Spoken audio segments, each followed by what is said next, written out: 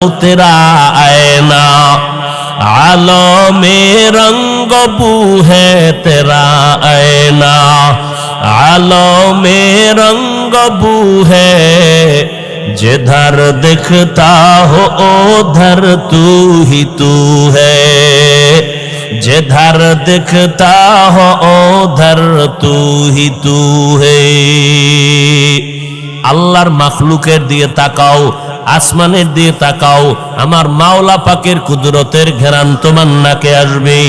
আমার আল্লাহ বলেন বান্দা নিজের নিয়ে গবেষণা করো, আল্লাহ আমার এত সুন্দর করে বানাইছেন, এত সুন্দর কথা বলার শক্তি দান করেছেন, আমি বান্দাটা এত সুন্দর বানানেওয়ালা আল্লাহ না জানি আরো কত সুন্দর, জমিনটা এত সুন্দর না জানি বানানেওয়ালা আল্লাহ কত সুন্দর। এইভাবে গবেষণা করতে করতে করতে করতে বান্দা আল্লাহর মোহাব্বতের দিকে আগায় যায়।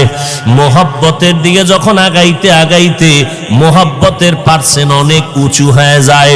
ওই বান্দার মধ্যে এমন একটা হালাত তৈরি হয়, বান্দা এখন খানা খাইতে বসিয়াও মাওলার তালাশ করে, বান্দা এখন ঘুমের মধ্যে গেল আমার মাওলার তালাশ করে। যতই ক্লান্ত থাক না কেন আমার মাওলা যখন ডাক দেয় বান্দা বলে লাব্বাইক, আমি তোমার ডাকে হাজির হয়ে গেলাম।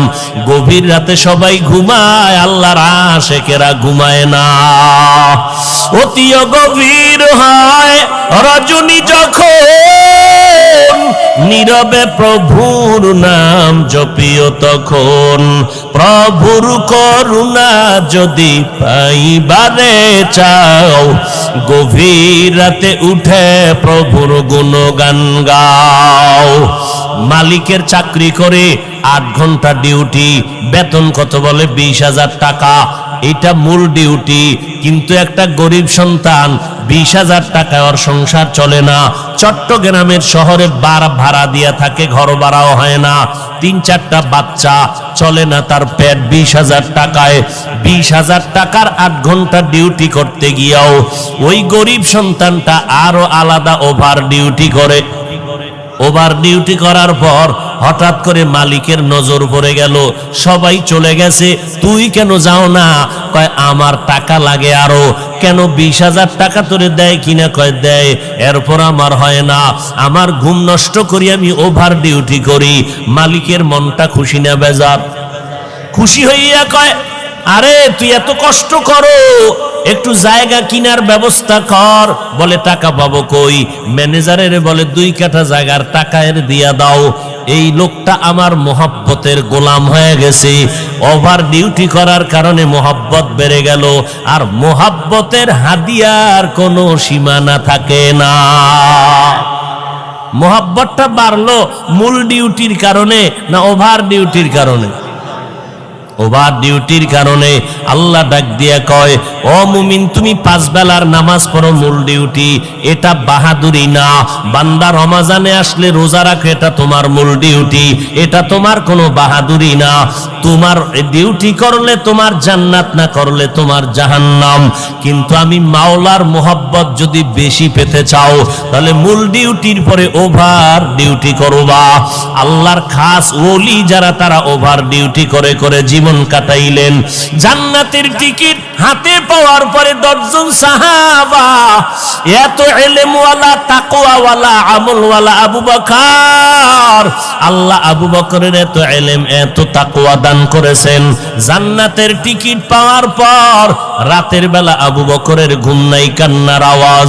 আল্লাহর কাছে কাঁদে, নবী বলেন আবু বকর জান্নাতের টিকিট পাওয়ার পরে কেন কান্না করেন নামাজে? বলে আমার আল্লাহর মোহাব্বতের পার্সেন্ট না জানি আবার কমিয়া যায়।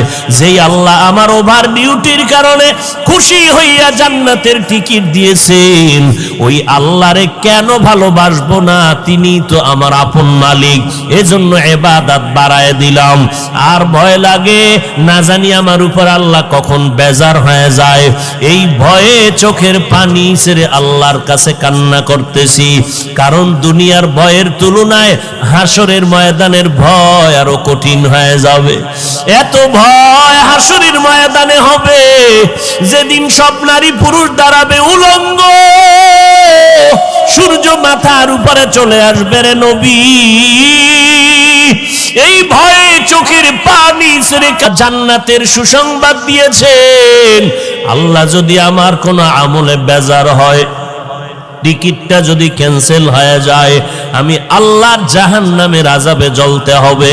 একটা সেকেন্ডের আযাব সহ্য করার শক্তি আমার হবে না। ওভার ডিউটি করার কারণে আল্লাহ বান্দাকে বেশি বেশি মহব্বত করেন। এরে নবীর উম্মতের দল, আবু বকর জান্নাতের টিকিট পাইয়াও মাওলার মহব্বতে কি পরিমাণ সময় দেন। একদিন একটা বকরির বাচ্চা হাতের মধ্যে নিয়ে কয়, রে বকরির বাচ্চাটা, তুই অনেক ভালো, আমি আবু বকরের অন্তরে বড় ভয়। তুই বড় হবি, বনি আদমরা তোরে খেয়ে কেটে ইবাদতে শক্তি অর্জন করবে, আর আমি আবু বকরের সামনে আজরাইল, আমার সামনে ওই অন্ধকার কবর। আজ আমার সম্মানাত্মীয়তার কোনো অভাব নাই, আমার ডানে বামে ভক্তবৃন্দের অভাব নাই, কিন্তু